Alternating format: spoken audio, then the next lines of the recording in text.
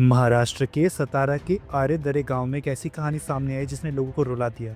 आंखें नम हो गई, हर चेहरा बुझा हुआ, हर आंख नम और हर दिल किसी अनकहे दर्द से भरा हुआ था। गांव की गलियों से जब तिरंगे में लिपटा एक पार्थिव शरीर गुजर रहा था तो लोग हाथ जोड़कर सिर झुकाए खड़े थे।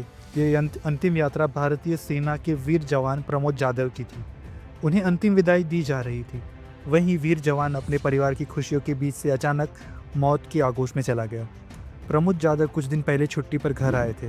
उनकी पत्नी प्रेग्नेंट थी। हर कोई इस पल का इंतजार कर रहा था जब घर में नन्हे मेहमान की किलकारी गूंजेगी, लेकिन किस्मत को कुछ और ही मंजूर था। एक दर्दनाक सड़क हादसे में प्रमोद जाधव की जिंदगी छीन ली। जिस घर में खुशियां आने वाली थी वहां मातम पसर गया।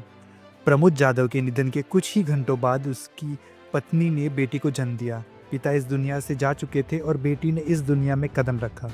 ये जीवन और मृत्यु का ऐसा टकराव था जिसने हर किसी को भीतर तक झंझोर दिया।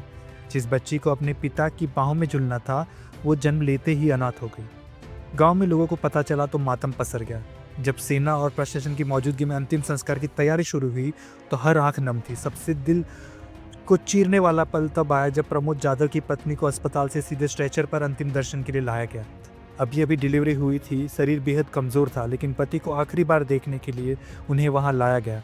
आंखों से आंसू रुकने के नाम नहीं ले रहे थे, होठ कांप रहे थे और दिल उस दर्द को सहने की कोशिश कर रहा था जिसे शब्दों में बयान करना नामुमकिन है।